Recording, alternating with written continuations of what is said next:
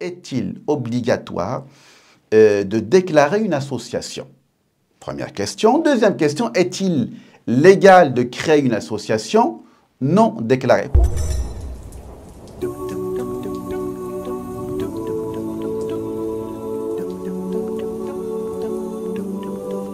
By his command, he sends the angels down to send salam as they fill up the earth. And on this night is when the journey began, and through Jibreel Allah sent down the verse. He said, read, read, read in the name of your Lord. You will lead, lead, lead them to Jannah's door. He said, read.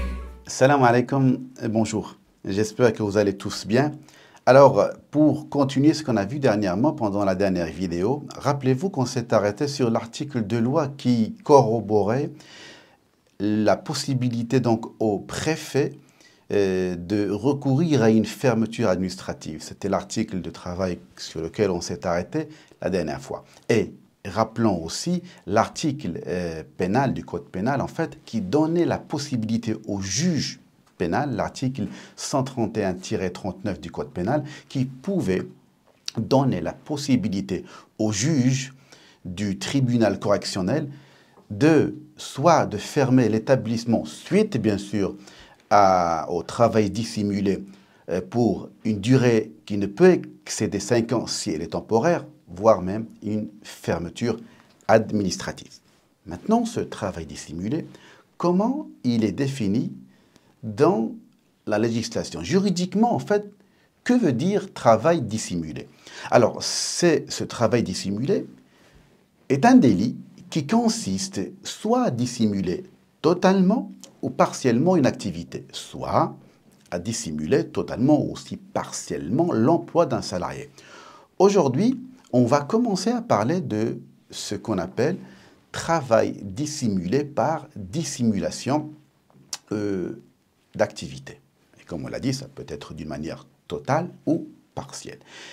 C'est l'article L8221-3 du Code du travail qui nous donne effectivement quels sont les cas dans lesquels on peut se trouver pour être caractérisé en tant que travail dissimulé.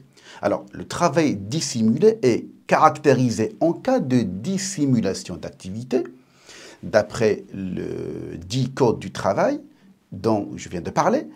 La dissimulation d'activité consiste donc en 4 choses, d'après cet article-là. Alors, la première des choses, le premier fait, c'est de ne pas immatriculer volontairement son entreprise au registre du commerce et des sociétés ou au répertoire des métiers. Premier fait. Deuxième fait, qui est bien sûr une infraction, rappelons-le, continuer son activité malgré un refus d'immatriculation ou suite à une radiation de ces registres. Troisième fait, ne pas établir ses déclarations obligatoires auprès des organismes fiscaux ou sociaux, en l'occurrence l'URSSAF, ainsi que les impôts. Quatrième fait, poursuivre son activité en dépit d'une radiation par les organismes de protection sociale pour défaut de déclaration de chiffre d'affaires ou de revenus.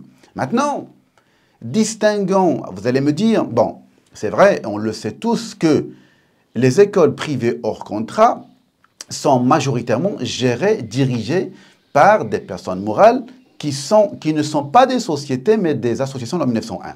Parce que, comme vous le savez, une école privée hors contrat peut avoir comme personne morale avec un statut juridique qui est soit une société, soit, et c'est le cas majoritaire de beaucoup d'écoles, une association à but non lucratif qu'on appelle association loi 1901. Alors, le statut juridique de cette association permet à l'association même de se distinguer d'une société. Vous savez que la grande différence entre ces deux personnes morales, c'est que la première est à but non lucratif. Ça veut dire qu'on n'a pas, c'est une gestion désintéressée, on n'a pas le droit de se partager les bénéfices, contrairement à une société dont le but principal est de se faire un partage de ses bénéfices. Il existe différents types d'associations. Alors, pour les énumérer rapidement, vous avez le premier type d'association qui est ce qu'on appelle l'association de fait. C'est l'association non déclarée sur laquelle on va s'arrêter aujourd'hui pendant quelques instants. Deuxième type d'association, c'est celle que vous connaissez tous, l'association déclarée. Et il y a aussi le troisième type qui est l'association agréée, enfin l'association reconnue d'utilité publique. Alors, aujourd'hui, on va s'arrêter sur ce type d'association de fait qu'on appelle non déclarée. Rappelez-vous ce qu'on avait dit que parmi les faits ou les causes qui peuvent nous ramener et être caractérisées en tant que travail dissimulé, le fait de ne pas déclarer son activité auprès de ce qu'on appelle RCS, le registre du commerce et des sociétés. La question qui se pose, est-ce qu'une association est tenue de s'inscrire à ce registre du commerce et des sociétés? Alors, il existe des cas, même minimes ils sont, des cas où ça fait bien sûr exception, où les associations bénéficiaires doivent demander une immatriculation au RCS. D'accord? Parce qu'une association est tenue de s'inscrire à ce registre du commerce et des sociétés dans deux cas uniquement.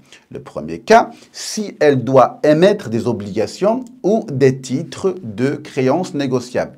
Deuxième cas, si elle doit exercer, et à titre habituel et non occasionnel, des opérations de change manuel. Bon, le change manuel consiste à échanger de façon manuelle l'achat ou la vente des billets de banque ou même des chèques de voyage contre des devises ou inversement, au moyen d'un prix appelé taux, le taux de change ou de conversion. Maintenant, toute association plutôt qui a l'obligation de s'inscrire à ce RCS peut posséder ce qu'on appelle un extrait CABIS. Oui, oui, je mesure le mot un extrait CABIS, mais dans ces deux cas uniquement, puisque le CABIS ne concerne que les sociétés, mais dans ce cas spécifique et particulier, l'association donc peut le demander si elle est dans ces deux situations. Maintenant, est-il obligatoire de déclarer une association? Première question. Deuxième question, est-il légal de créer une association non déclarée? Pour faire simple, la réponse est oui. Oui, ce statut d'association de fait, ça veut dire non déclaré, est permis par l'article 2 de la loi du 1er juillet 1901. Et même si sa création ne nécessite pas de formalité administrative, sachez qu'il est possible de rédiger les statuts de l'association. Maintenant, ce type d'association, et je m'arrête dessus uniquement aujourd'hui, je m'arrête sur ce type d'association pour voir si l'établissement privé hors contrat, quand je parle d'établissement, vous avez compris, c'est l'établissement d'enseignement privé hors contrat, peut être géré par ce type d'association de fait. D'accord. Alors, sa définition déjà, en fait, ça consiste en quoi une association de fait? L'association de fait ou non déclarée est un groupement de personnes physiques ou morales, peu importe, mais n'ayant pas accompli les formalités administratives, donc de déclaration et de publication d'association au JO, journal officiel. Le premier avantage d'une telle association est donc qu'elle ne nécessite aucune autorisation ni déclaration pour être constituée. Les fondateurs qui ont fondé cette association peuvent créer une association, la faire tourner, la dissoudre sans aucune formalité. Les règles de fonctionnement sont totalement libres. Ils peuvent les déterminer de manière libre entre eux. De plus, selon la jurisprudence, ce type d'association ne peut aucunement être assigné en justice.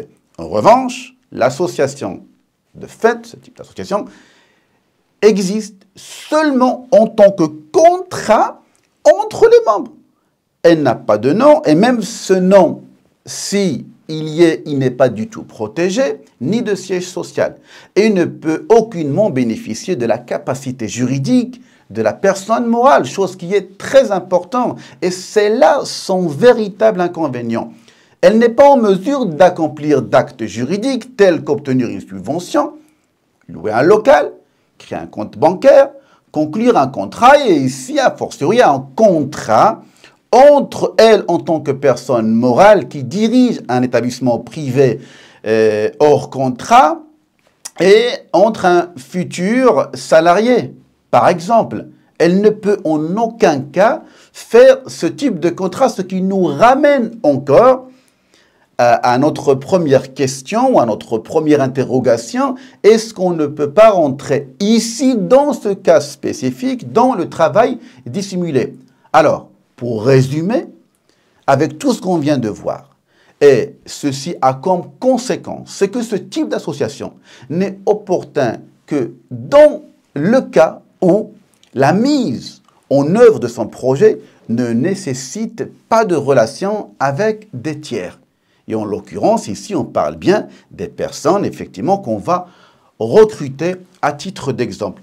Voilà donc le premier type d'association. Donc, vous avez très bien compris que ceci n'est pas du tout opportun pour la gestion d'une école privée hors contrat, ce qui peut nous ramener à une infraction qui est même pénale.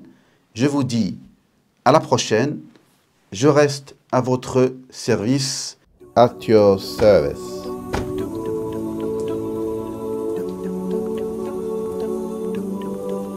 By his command, he sends the angels down to send salam as they fill up the earth.